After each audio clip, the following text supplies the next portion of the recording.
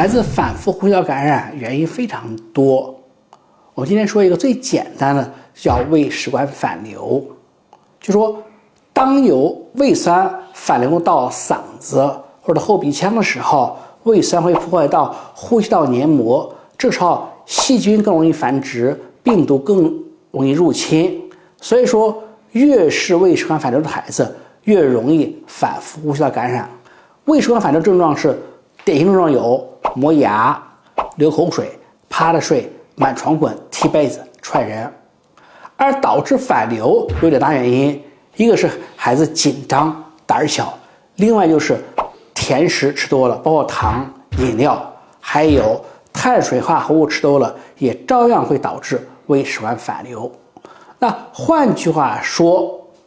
如果说控制了甜食，控制了碳水的量，多吃肉，多喝奶，多吃菜，这个时候就可能会减少反复呼吸道感染的机会。